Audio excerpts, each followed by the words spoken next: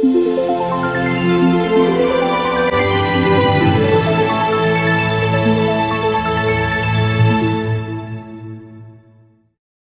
Everyone, welcome to Eklavya academy Meerut. और आज हमारा जो टॉपिक होगा वो होगा करंट अफेयर्स 2020।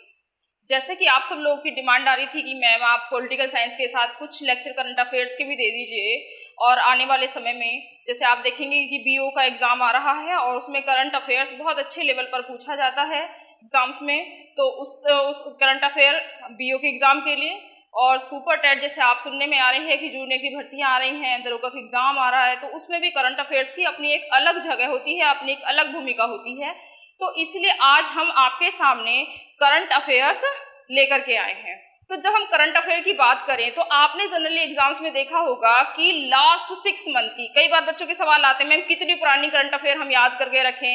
और बीईओ के एग्जाम ने तो बहुत बड़ा कंफ्यूजन क्रिएट कर दिया है, क्योंकि बीईओ का एग्जाम आपका मार्च में होने वाला था और कोविड-19 की वजह से सारे ही प्रोग्राम्स पोस्टपोन्ड हो गए हैं। तो वो जो अब आने वाली आगामी डेट है अगस्त, जो संभावित डेट बताई जा रही है बीईओ के एग्जाम की, तो वो जो करंट का लेवल होगा वो कब तक का होगा? क्या वो मार्च के बाद की भी करंट एग्जाम में पूछेंगे या फिर मार्च से पहले भी हम याद रखें? तो जनरली जो देखा जाता है कि एग्जाम जब आपका होता है उससे पुरानी पिछले 6 महीने की करंट्स पूछी जाती है। लेकिन ये जो समय का कोविड-19 वाला आया है, इस वाले समय ने एक समस्या बच्चों के सामने खड़ी कर दी है कि हम अब कोविड-19 को जोड़ते हुए करंट अफेयर्स पढ़ें या फिर हम पीछे मार्च से पहले 6 महीने करंट अफेयर पढ़ लें। तो हम ध्यान रखें कि हमें अब वर्तमान में जो सिचुएशंस करंट अफेयर की आई है, या टिड्डी का हमला जैसे सर ने एक लेक्चर आपको दिया था, उस पर कोविड-19 का भी दिया था, तो उनके साथ साथ हमें अपनी पुरानी करंट को भी रिवाइज जरूर रखना है। क्योंकि इन केस ये तो कोई भी नहीं कह सकता कि पेपर अब बना है या पिछला ही पेपर होगा, लेकिन संभावित सिचुएशंस जो वर्तमान में हैं उनकी स्थिति के अकॉर्डिंग तो देखो पेपर पहले बना हो तो भी हमें पिछले 6 महीने की करंट अफेयर्स तो याद रखनी ही होगी। और यदि पेपर अब लेटेस्ट उन्होंने कोई नया बनाया होगा तो वर्तमान में जो आपके सामने बहुत सारी समस्याएं हैं तो उनको भी आप डेली देखते रहें। कोशिश करूंगी कि मैं पिछला भी थोड़ा सा रिवाइज करा दूं आपको, और इन महीनों के लिए जो आपके सामने करंट अफेयर्स के कुछ क्वेश्चंस बने हैं वो भी आपके दूंगी। तो आज हम इसकी शुरुआत करते हैं स्पेशली फरवरी महीने से, अर्थात फेब की जो करंट अफेयर्स हैं, फेब में कौन कौन सी ऐसी घटनाएं हुई। तो अब हम सबसे पहले देखें कि फरवरी महीने में आपको याद होगा दिल्ली विधानसभा चुनाव। तो दिल्ली विधानसभा चुनाव की भी क्वेश्चंस निकलते हैं कि दिल्ली विधानसभा चुनाव, तो आप इसको साथ साथ नोट भी करते रहेंगे। दिल्ली विधानसभा चुनाव 2000 फरवरी 2020। अब इस चुनाव में जैसे आप जानते हैं कि इस चुनाव में जो सफलता प्राप्त की है वो किस पार्टी ने की, तो आप सब जानते हैं आम आदमी पार्टी। आप दिल्ली विधानसभा चुनाव आम आदमी पार्टी। तो यहाँ पर सीएम कौन बने हैं? केजरीवाल। सीएम बने केजरीवाल, अरविंद केजरीवाल यहाँ के सीएम बने। तो ये तो आपको याद है। और उसके साथ आप याद रखें कि जो अरविंद केजरीवाल हैं ये कौन सी कार्यकाल के लिए बने हैं? तो ये इनका तीसरा कार्यकाल है। अच्छा क्वेश्चन है, पूछा जा सकता है कि सीएम केजरीवाल का कार्यकाल कौन सा नंबर का है? तो तीसरे नंबर का है। आपको याद होगा पिछला कि जब केजरीवाल सबसे पहली बार सरकार में आए थे तो 49 डेज की उन्होंने सरकार चलाई थी। उसके बाद उन्होंने अपने पद से इस्तीफा दे दिया और उसके बाद दोबारा विधानसभा चुनाव हुए जहां भारी बहुमत के साथ आम आदमी पार्टी को वहां मेजोरिटी मिली, अर्थात उनकी सरकार अस्तित्व में आई। अपना पीरियड पूरा करने के बाद वो फिर से तीसरे कार्यकाल के लिए चुने गए हैं, तो उनका कार्यकाल नंबर जरूर याद रखेंगे। और ये जो केजरीवाल हैं जो दिल्ली के सीएम बने, तो आपको ये भी याद रखना है कि दिल्ली के सीएम बनने वाले केजरीवाल कौन से नंबर के व्यक्ति हैं? तो इनका नंबर कौन सा है? इनका नंबर है 7वां। तो ये कौन से नंबर के व्यक्ति हैं? 7वें नंबर के व्यक्ति हैं। तो अब आप देखें यहां से आपके टाइप ये क्वेश्चंस आते हैं। अब उसके बाद हम नेक्स्ट क्वेश्चन की तरफ चलते हैं कि करंट अफेयर फरवरी 2020। तो आप उसमें देखें नेक्स्ट,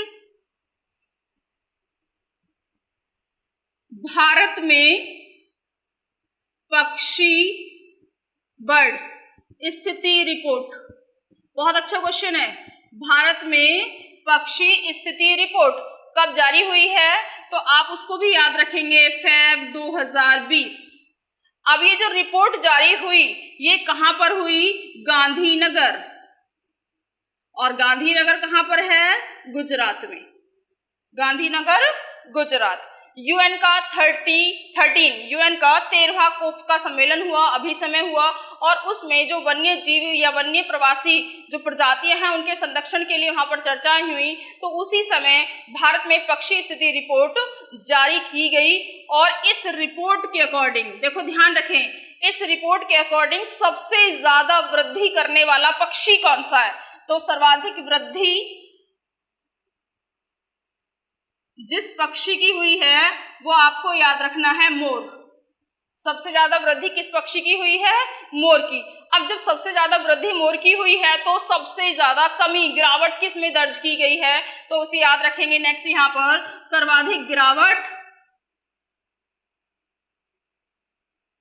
तो उसके लिए आपको दो वर्ड स्पेशली याद रखनी है, चील और बाज। चील और बाज। तो दो क्वेश्चन यहां से आए, सबसे ज्यादा वृद्धि और सबसे कमी किसमें दर्ज की गई है। एक अच्छा क्वेश्चन यहाँ पर और मिलता है कि इस रिपोर्ट के अकॉर्डिंग ऐसा कौन सा पक्षी है जिसमें न वृद्धि हुई है और न कमी दर्ज की गई है, अर्थात स्थिर रहा है। तो स्थिर रहने वाला पक्षी आप यहाँ लिख देंगे, और ये पक्षी है गौरैया। ये कैसा रहा है? स्थिर रहा है। कौन सा पक्षी? गौरैया। अब उसके साथ ही आप याद रखें कि ऐसे कितनी प्रजातियों को इस रिपोर्ट में शामिल किया गया है। तो इस रिपोर्ट में जो कुल प्रजातियां शामिल की गई हैं वो की गई हैं 867।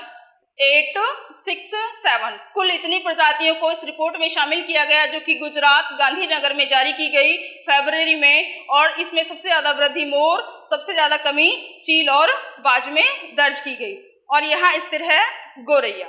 ठीक, तो अब उसके बाद हम नेक्स्ट क्वेश्चन पर चलते हैं, और नेक्स्ट क्वेश्चन हम देखें तो आप इसको नोट कर लें, स्क्रीनशॉट ले लें, आप बार बार देखेंगे तो आपको अच्छे से याद हो जाएगा। इसके बाद नेक्स्ट आप देखें कि ऐसा कौन सा राष्ट्रपति है, किस देश के ऐसे राष्ट्रपति हैं जिन पर महाभियोग के आरोप लगाए गए थे, लेकिन महाभियोग के आरोप उन पर खारिज हो गए। महाभियोग का मतलब है इम्पीचमेंट, उन्हें पद से हटाने की प्रक्रिया। जैसा आप अपने संविधान में, आपको यदि याद आ रहा हो तो भारत का राष्ट्रपति भी इम्पीचमेंट से हटाया जाता है, महाभियोग से हटाया जाता है। तो कौन से प्रधानमंत्री हैं, किस देश के राष्ट्रपति हैं जिन्हें इम्पीचमेंट से हटाने का प्रयास किया गया था लेकिन उनके आरोप खारिज कर दिए गए? तो आप यहाँ देखें, महाभियोग अर्थात इम्पीचमेंट के आरोप खारिज किए गए किस प्रधानमंत्री पर, किस राष्ट्रपति पर? तो राष्ट्रपति डोनाल्ड ट्रंप। देखें, डोनाल्ड ट्रंप वे राष्ट्रपति हैं, अमेरिकन राष्ट्रपति सब जानते हैं, जिन पर महाभियोग के आरोप लगे थे लेकिन ये आरोप खारिज कर दिए गए। ये बहुत अच्छा क्वेश्चन आपके सामने है यहाँ पर। इसके बाद हम नेक्स्ट चलते हैं। जो हमारा केंद्रीय मंत्रिमंडल है, हर साल से कहेंगे 3 साल, जनरली 3 साल का उसका कार्यकाल होता है। 3 साल के बाद एक विधि आयोग, एक कह सकते हैं लॉ कमीशन का गठन करता है। तो ये जो लॉ कमीशन गठित हुआ है केंद्रीय मंत्रिमंडल के द्वारा, फरवरी में नया लॉ कमीशन जारी किया गया है। ये लॉ कमीशन कौन से नंबर का है? बहुत अच्छा क्वेश्चन है कि हाल ही में केंद्रीय मंत्रिमंडल के द्वारा जारी किया गया या गठित किया गया लॉ कमीशन कौन से नंबर का है? तो आप याद रखेंगे, विधि आयोग लॉ कमीशन गठन किसके द्वारा किया गया है? केंद्रीय मंत्रिमंडल। अब देखें, ये जरूर आपको याद रखना है कि ये विधि आयोग कौन से नंबर का है? 22वां। जैसा आप जानते हैं कि इससे पहले 21 विधि आयोग गठित हो चुके हैं, और जो 21वें विधि आयोग के अध्यक्ष है वो है बलबीर सिंह चौहान, जो कि ये न्यायाधीश रह चुके हैं। तो 21वां विधि आयोग के अध्यक्ष, ये जरूर याद रखेंगे।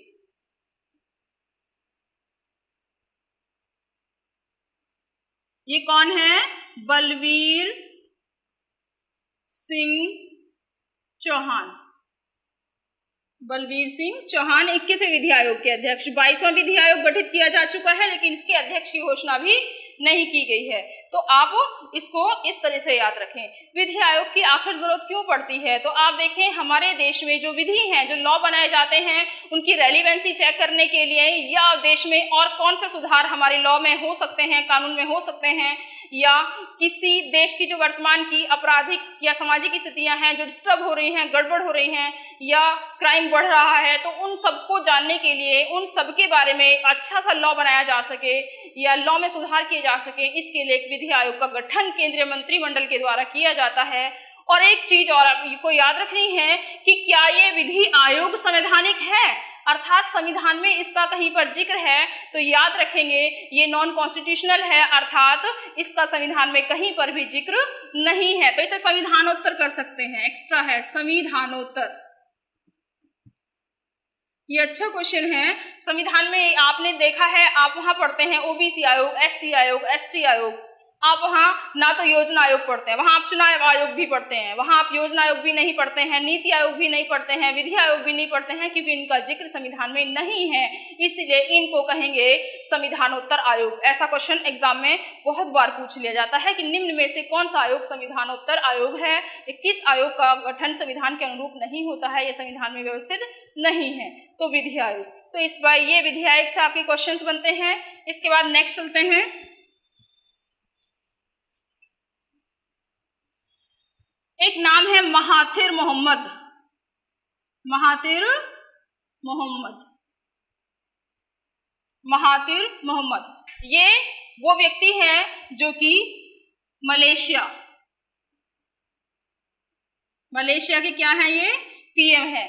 और याद रखेंगे मलेशिया के पीएम और महाथिर मोहम्मद, तो ये चर्चाओं में क्यों रहे? आपको याद रखना है इन्होंने पद से इस्तीफा दिया है, पद से इस्तीफा दे दिया है महाथिर मोहम्मद ने। और एक सबसे बड़ी खास बात इन महाथिर मोहम्मद की ये है, हमारे देश में जितने भी व्यक्ति प्रधानमंत्री के पद पर हैं, सबसे ज्यादा आयु, सर्वाधिक आयु में प्रधानमंत्री बनने वाला व्यक्ति तो वो महाथिर मोहम्मद ही हैं। और आप चौंक जाएंगे इनकी एज सुन करके, इनकी वर्तमान में एज है 95 ईयर्स।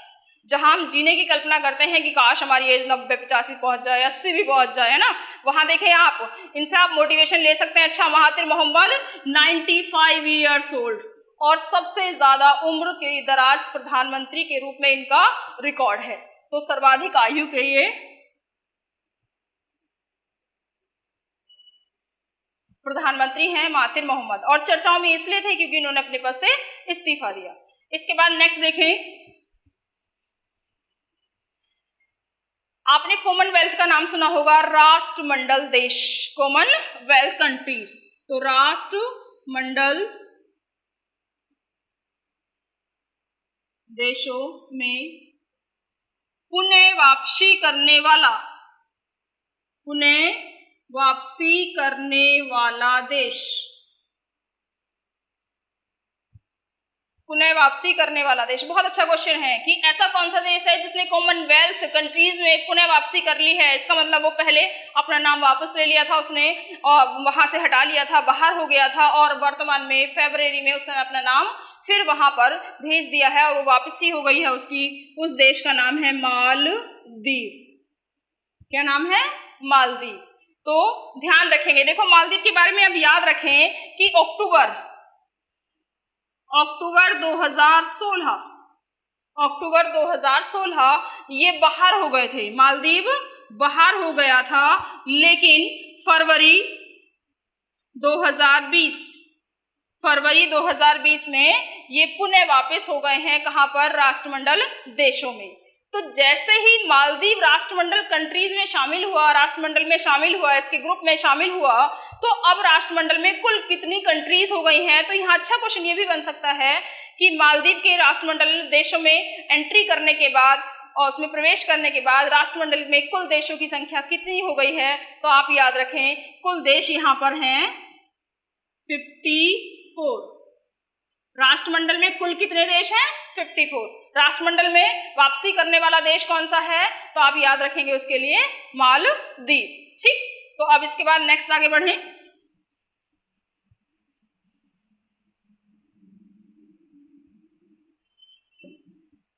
हर साल इंडेक्स आती हैं, भ्रष्टाचार को लेकर के इंडेक्स आई एग्जाम में बहुत पूछी जाती है कि भ्रष्टाचार की इंडेक्स किसने जारी की, कौन सी नंबर पर भारत की स्थिति है, पहला नंबर किस देश का है, सबसे खराब स्थिति किस देश की है। तो आप याद रखें भ्रष्टाचार सूचकांक,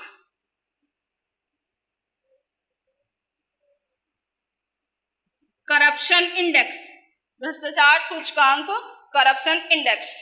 अब इसकी रिपोर्ट कौन जारी करता है, तो देखें सबसे पहले याद रखेंगे ट्रांसपेरेंसी इंटरनेशनल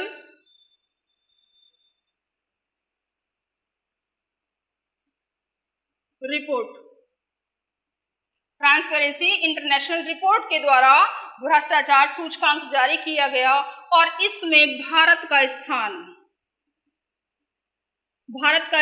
80वां। बहुत अच्छा क्वेश्चन है। ट्रांसपेरेंसी इंटरनेशनल रिपोर्ट में भारत का स्थान कौन सा है, तो 80वां भारत का स्थान है यहाँ पर। और देखें भारत के पड़ोसी देश, जैसे आप ले लें पाकिस्तान ले लें, अफगानिस्तान ले लें, तो ये जो भारत के पड़ोसी देश हैं, इन पड़ोसी देशों में ऐसा और कौन सा पड़ोसी देश है जिसकी स्थिति भ्रष्टाचार के मामले में भारत से बदतर है या भारत से अच्छी है।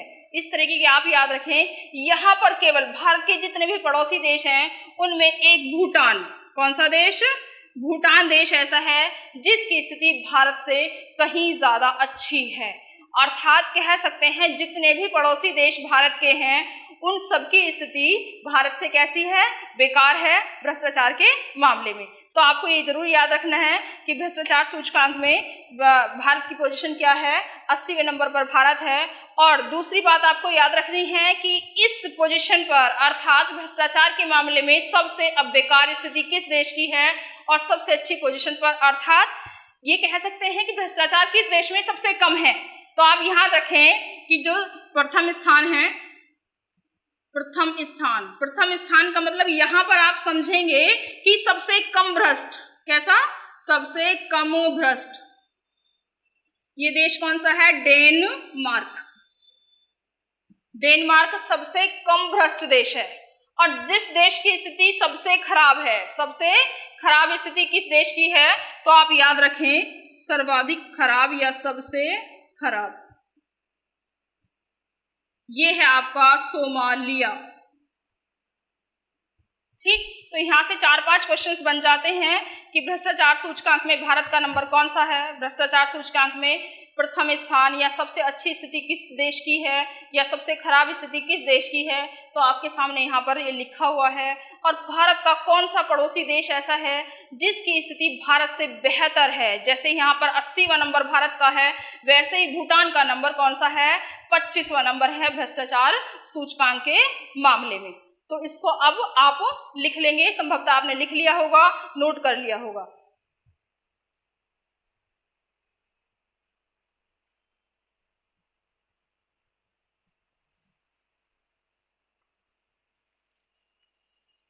इसके बाद नेक्स्ट आप देखें, एक नाम है अशरफ गनी। अशरफ गनी, बहुत लंबे समय से आप इस नाम को याद करते आ रहे हैं अशरफ गनी के। तो अशरफ गनी कौन है, ये अफगानिस्तान के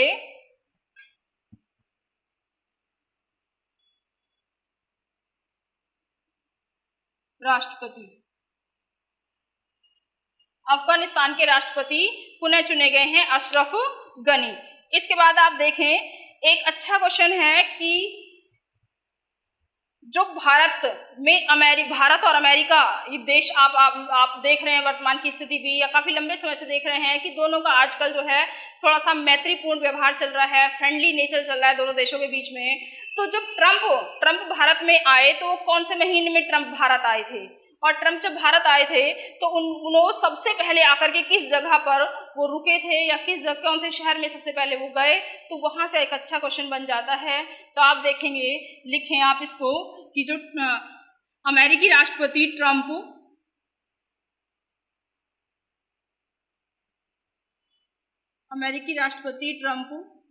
भारत यात्रा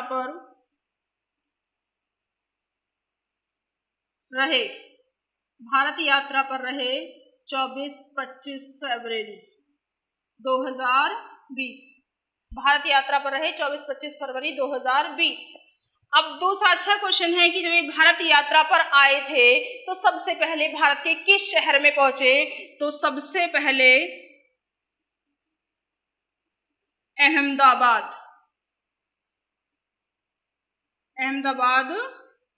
पहुंचे। आप इसे ऐसे ही नोट कर लेंगे कि भारत में जब ये आए थे तो ये सबसे पहले अहमदाबाद पहुंचे। अब आप देखें, अहमदाबाद का मतलब गुजरात है।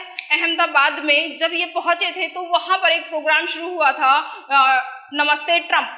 आपने नाम सुना होगा। जैसे ये भारत के प्रधानमंत्री मोदी हैं, जब ये यूएन के सम्मेलन में भाग लेने के लिए कहाँ पर गए थे? अमेरिका गए थे। तो वो हाउडी मोदी के नाम से एक प्रोग्राम वहाँ पर हुआ था, जिसमें बहुत सारे कई लाख भारतीयों ने वहाँ पर भागीदारी की, आज जा करके उनके प्रोग्राम को सुना। तो वैसे ही यहाँ पर जब अमेरिकी राष्ट्रपति आए थे तो अहमदाबाद के किस स्टेडियम में उन्होंने अपना इस भारत ने उनके लिए एक कह सकते हैं उनकी रिस्पेक्ट में, कह सकते हैं उनके आगमन की खुशी में एक प्रोग्राम किया था जिसे नमस्ते ट्रंप कहा जाता है। तो अहमदाबाद के किस स्टेडियम में नमस्ते ट्रंप का आयोजन किया गया था? तो आपको यहाँ पर ये याद रखना है इसके साथ कि अहमदाबाद जब ये पहुंचे तो यहाँ पर मोन्टेरा स्टेडियम, कौन सा? मोन्टेरा स्टेडियम।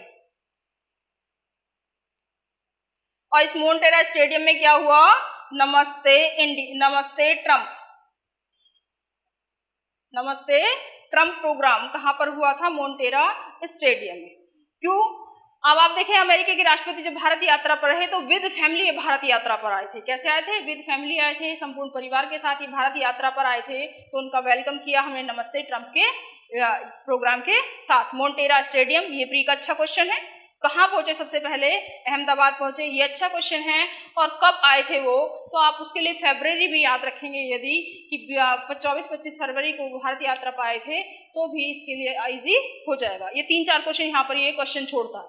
इसके बाद नेक्स्ट आप देखें,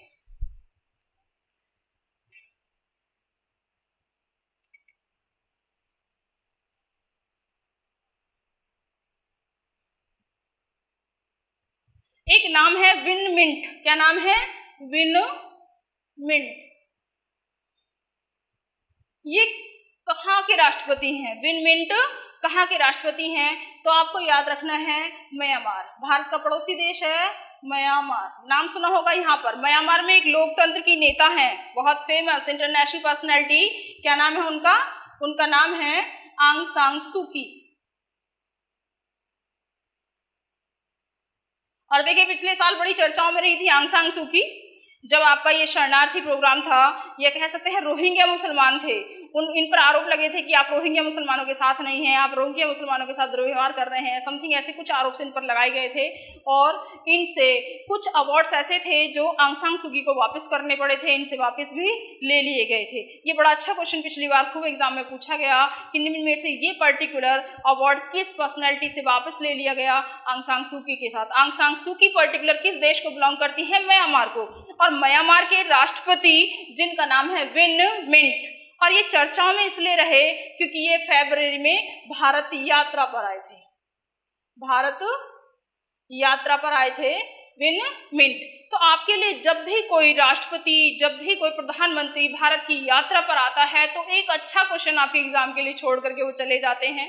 वो तो आए और चले गए, आपके एग्जाम के लिए क्वेश्चन आपके लिए छोड़ गए हैं। तो इसलिए आप हमेशा जब भी न्यूज़पेपर पढ़ें, मैगजीन्स पढ़ें, तो आप हमेशा फोकस करके पढ़ेंगे कि कौन सा पर्सनैलिटी विशेष हमारे देश में आया, और वो आया तो किस रूप में आया। क्या वो राष्ट्रपति था कहीं का, या प्रधानमंत्री थे वो कहीं के आए, तो क्या उन्होंने भारत के साथ किसी पर्टिकुलर मुद्दे पर चर्चा की।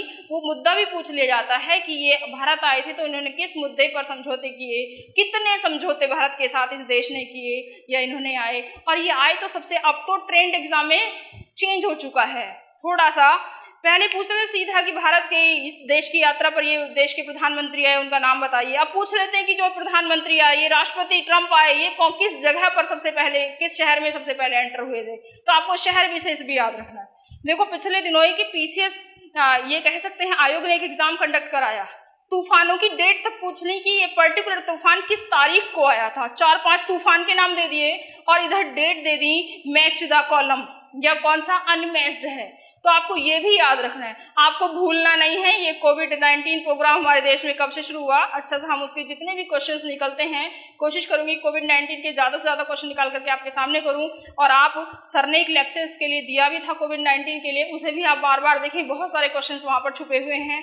टिड्डी के बहुत अच्छे क्वेश्चन वहाँ पर छुपे हुए हैं, जो टिड्डी वाला टॉपिक सर ने पढ़ाया है, तो उसके भी दोनों। इवन जब आप बीओ का मेंस एग्जाम देंगे, उम्मीद करती हूँ कि आप मेंस एग्जाम में बैठें, जब आप बीओ का मेंस एग्जाम देंगे, टिड्डियों पर आपको लिखने के लिए आ सकता है, कोविड पर लिखने के लिए आ सकता है, और दोनों लेक्चर आप बार बार देखें जिससे कि माइंड में फिक्स हो जाए और एज इट इज आप उतार दें उसको जाकर के। हाँ ठीक, तो ये आपके सब क्या है, ये सब करंट इश्यूज हैं। तो आपको करंट को एक पॉइंट रूप में ही नहीं रटना है, आपको उसे क्या करना है, जो भी चीज आपके सामने आ रही है आप उसके थोड़ा सा बैकग्राउंड में जाइए कि आखिर ये चीजें कहाँ से आई हैं और इनके जो रिजल्ट हैं, पॉजिटिव क्या है, नेगेटिव्स क्या है, वो भी आपको सब ध्यान में रखने होंगे। तो ये हमें विन मिंट कहाँ की यात्रा पर आए, भारत की यात्रा पर। कहाँ के राष्ट्रपति हैं, तो म्यांमार के राष्ट्रपति।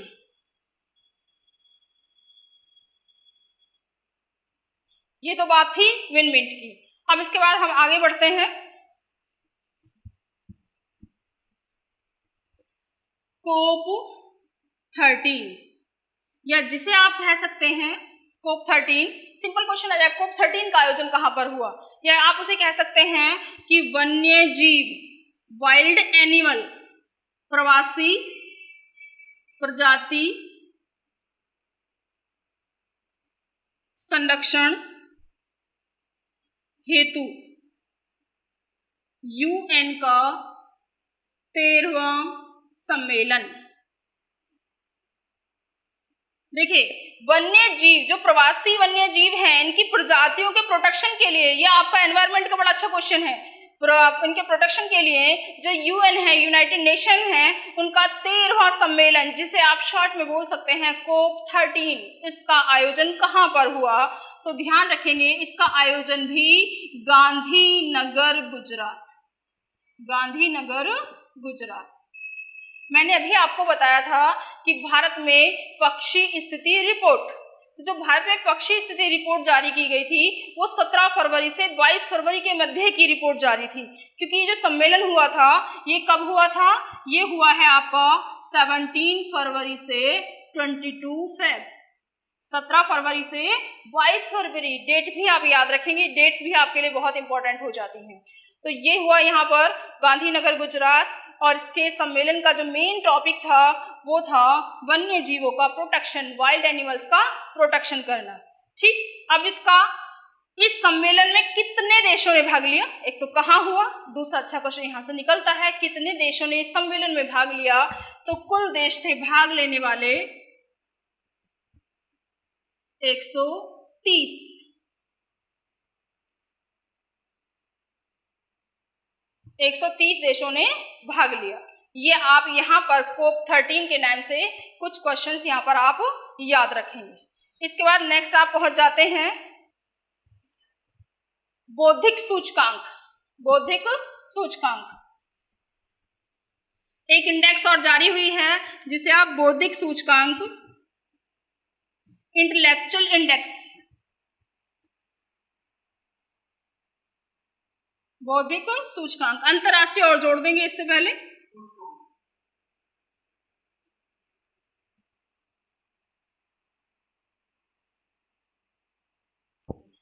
अंतरराष्ट्रीय बौद्धिक सूचकांक IPI, इंटरनेशनल प्रॉपर्टी इंडेक्स। तो ये इंटेलेक्चुअल प्रॉपर्टी भी कह सकते हैं आप, इसे इंटेलेक्चुअल प्रॉपर्टी कहें तो ज्यादा अच्छा है, IPI। इस सूचकांक में भारत की पोजीशन क्या है, इस सूचकांक में भारत का नंबर क्या है, तो सबसे पहले आप याद रखेंगे इंटेलेक्चुअल सूचकांक में जो भारत की स्थिति है वो 40वें नंबर पर है। कौन से नंबर पर है, 40वें नंबर पर। कुल देशों ने कितनों ने भाग लिया, 53 देश। कुल देश कितने हैं यहाँ पर, 53, और भारत का जो स्थान है वो है 40वां। भारत का स्थान कौन सा है, 40वां। तो ऐसा कौन सा देश है जो कि बौद्धिक सूचकांक में पहला स्थान रखता है, अर्थात इंटेलेक्चुअल, बौद्धिक का मतलब बुद्धि से, ऐसा जो प्रॉपर्टी है जिनकी स्थिति किसके बाद आई है, बुद्धि के निर्माण से आई है, उन्हें हम बौद्धिक या सूचकांक, बौद्धिक या इंटेलेक्चुअल प्रॉपर्टी बोलते हैं। तो इसमें भारत की पोजीशन क्या है, 40वें नंबर पर। और पहला स्थान आप देखें कि प्रथम स्थान किसका है, अमेरिका का। तो आप लिखेंगे अंतरराष्ट्रीय बौद्धिक सूचकांक में प्रथम स्थान किसका है, अमेरिका का। भारत की पोजीशन क्या है, 40वें नंबर पर। और सबसे निम्न स्थान किसका है, तो आप यहां पर याद रखें, निम्न स्थान में आएगा वेनेजुएला। किसी भी सेंस में हो सकता है। इंटेलेक्चुअल प्रॉपर्टी इंडेक्स में पहला स्थान अमेरिका, भारत की पोजीशन 40वें नंबर पर है। और सबसे निम्न स्थान कह सकते हैं 53वां स्थान किस देश का है, वेनेजुएला का है। तो आज के लिए आपको मैंने करंट में कोशिश की है कि थोड़ा सा धीरे बताऊं, और कुछ क्वेश्चंस मैंने आपको कराए हैं और उम्मीद करती हूं कि आप इन्हें अच्छे से याद कर लेंगे। आने वाले एग्जाम्स में, परीक्षाओं में आपके लिए बहुत इंपॉर्टेंट होंगे। तो पढ़ते रहिए, खुश रहिए और बार बार वीडियो देखते रहिए, लाइक करें, कमेंट करें। और जो भी आपकी प्रॉब्लम्स हैं, किसी सब्जेक्ट में कोई इंटरेस्ट नहीं आ रहा है कि मैम इसका लेक्चर और आप हमें प्रोवाइड करा दीजिए, अपने कमेंट बॉक्स में डाल दें। कोशिश करूंगी कि मैं आपको सब्जेक्ट के साथ साथ करंट अफेयर्स के भी लेक्चर प्रोवाइड कराती रहूं, जब तक ये कोविड-19 की वजह से हमारे सामने कुछ समस्याएं आ रही हैं। ठीक, धन्यवाद।